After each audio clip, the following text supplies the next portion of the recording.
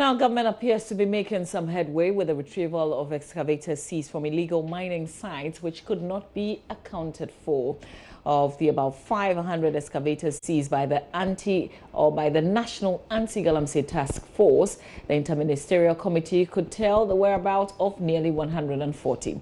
A number of arrests have been made over the disappearance after the Ministry of Environment, Science, Technology and Innovation, Professor Kwabena Frimpong-Boateng, lodged a complaint to the police, leading to the retrieval of some of the heavy-duty machines.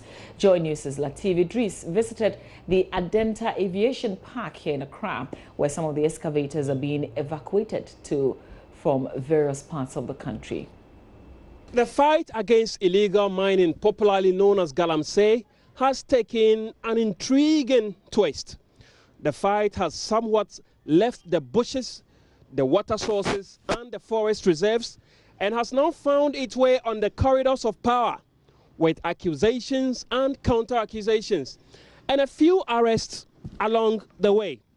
The fight, which we all know started intensely in 2017 when President Akufo-Addo took over as president, led to the arrest and seizure of about 500 excavators.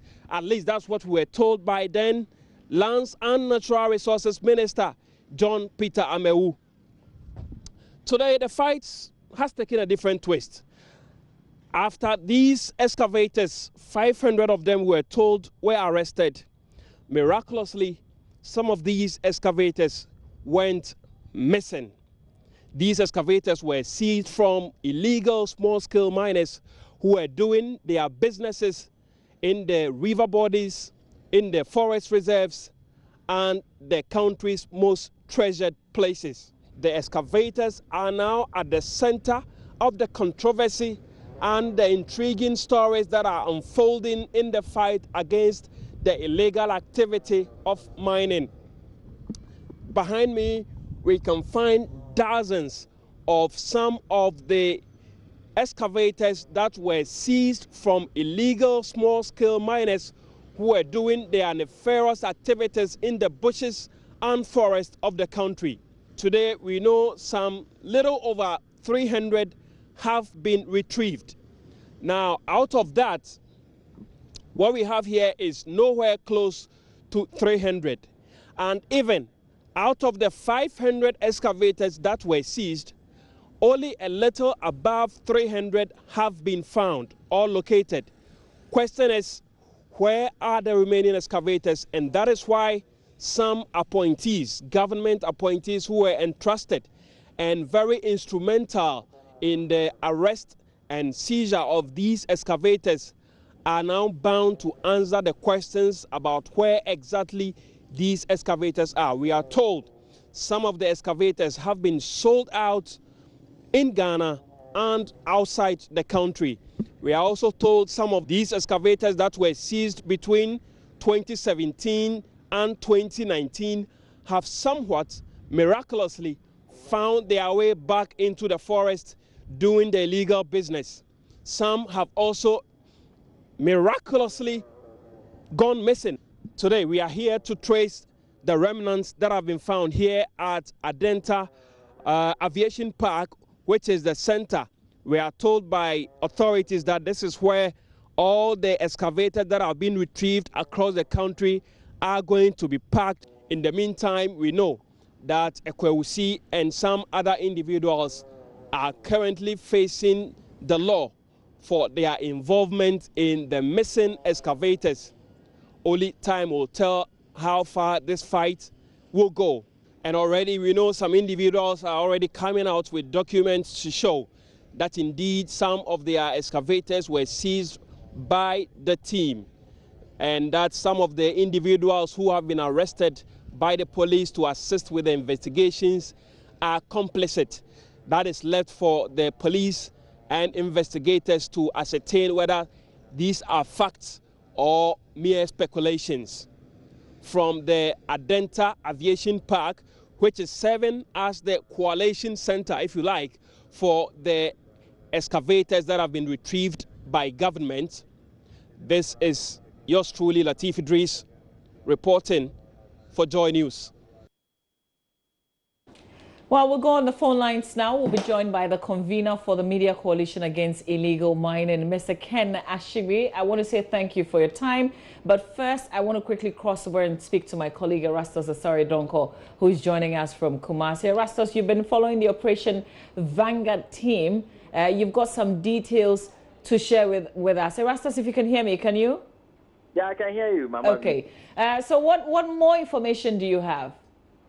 Well, so I was following directly the Inter-Ministerial Committee for some time. I followed them for close to 3 months. That's under one Ohina Dikum, who started the Inter-Ministerial Task Force. And we went to a number of places, and we seized a number of items. In fact, from drums of diesel fuel, to gold, pure gold, to unprocessed gold, the one they call black. We seized a number of pump action guns, brand new ones in their boxes. I remember at Cobra Forest, we seized a number of pump action guns that were brand new, unopened, in boxes. I think about 14 boxes we retrieved so far.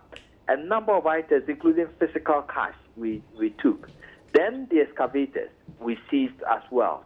And we had to spend nights in the bush cutting these excavators, bringing low-bed trucks, long trucks, to load them to Accra. And so I've been following it for quite some time. When you come to Accra, we were sending them to 4 areas. And there was 1 yard at Oyarifa, close to Asiedun Kitia's area, where we parked a number of the excavators there. We parked some also at Abelimpi as well, in somebody's residence. It looked like somebody's residence. Quite a number of them were parked there. The last time I checked, they were still there. We also parked some of them at South Industrial area. It's a company that belongs to one Mr. Yeboah, and it has a large area for parking. We had a number of the excavators also parked there. Then this Medina site, which was not visible to us, I mean me in particular, when they took me around, I don't know for what reason, but my investigations indicate that that is where many of the excavators that were stolen from that particular yard and sold were coming from. And so these are 4 areas that they parked the excavators.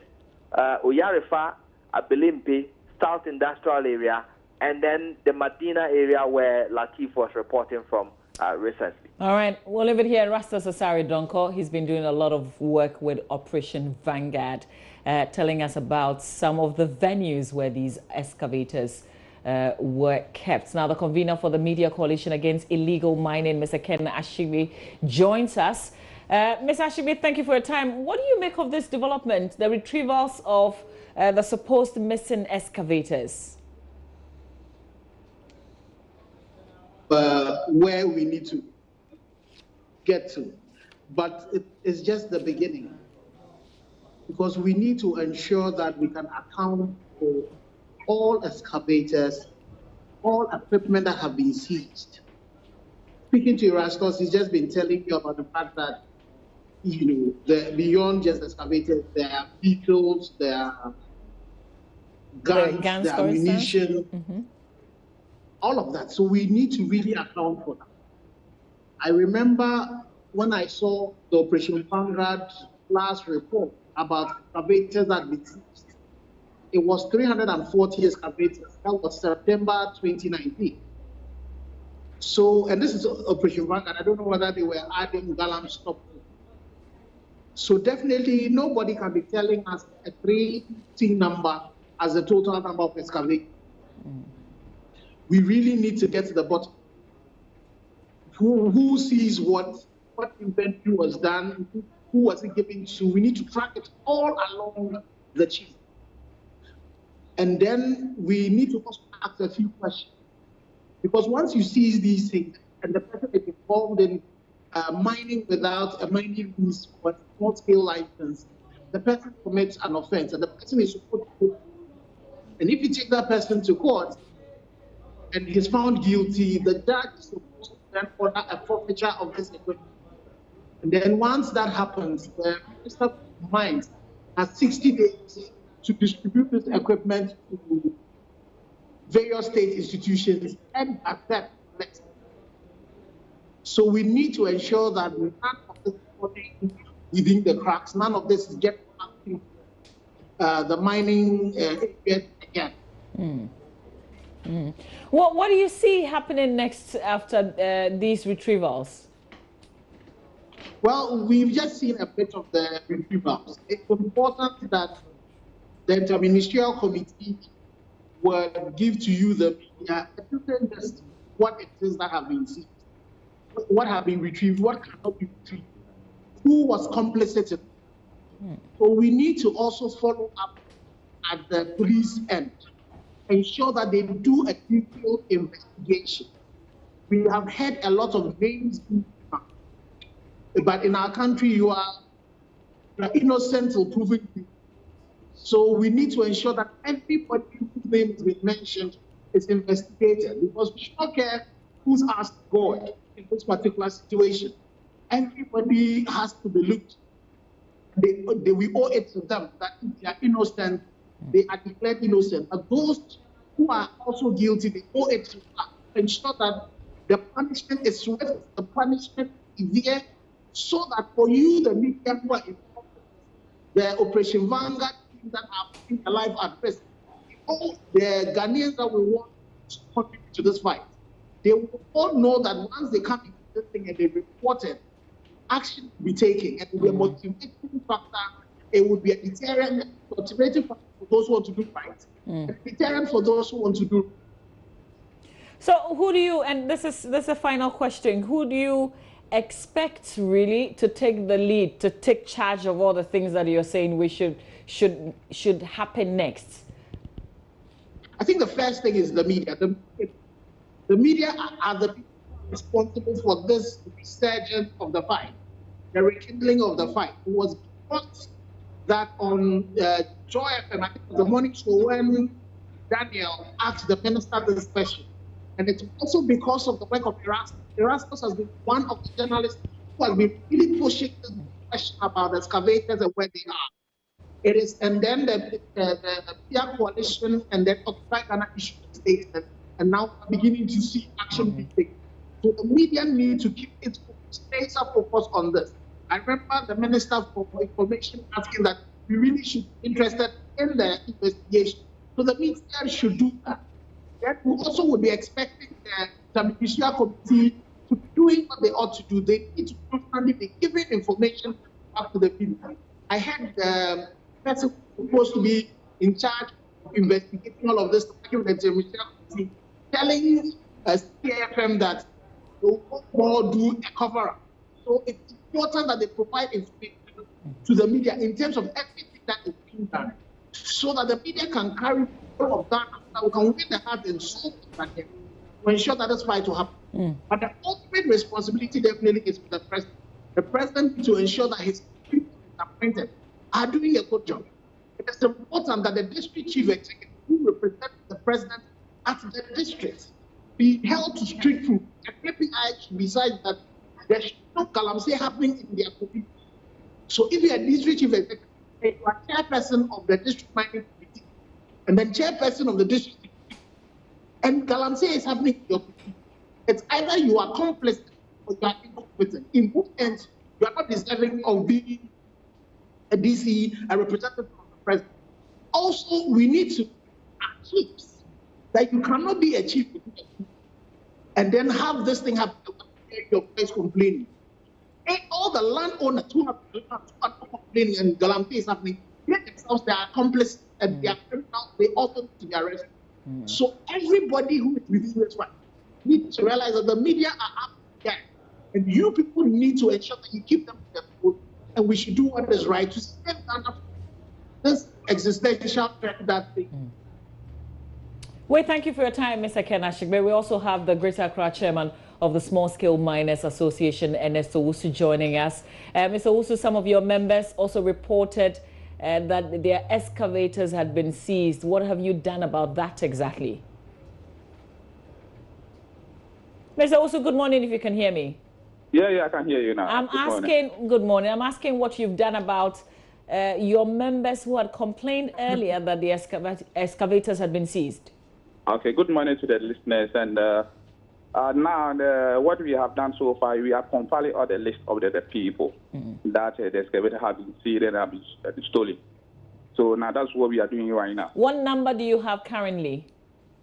Now we have about 100 going, so it's ongoing process. So over 100 excavators. Yes, 100. And your members are People are bringing a lot of documents that shows that the excavator have been seized.